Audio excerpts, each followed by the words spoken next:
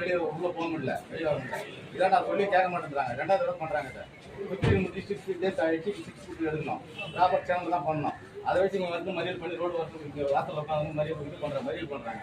2வது தடவை